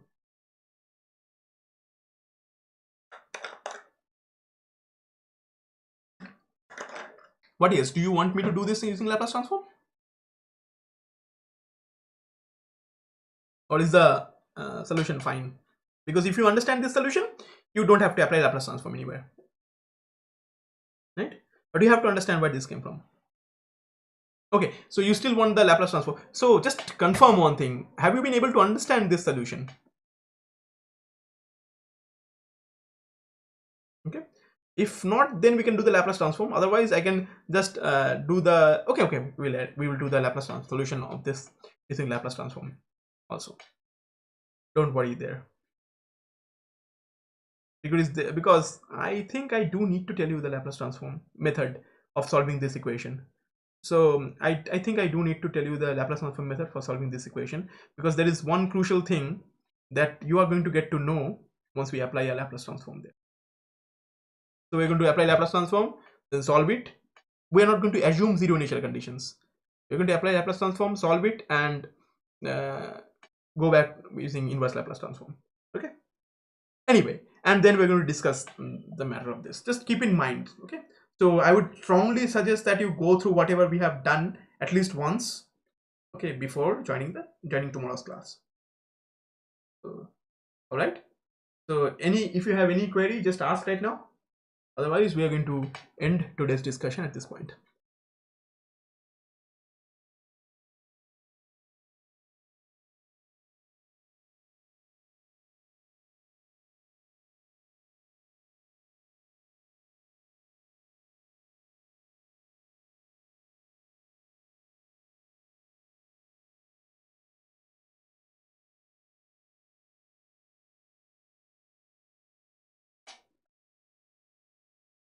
All right.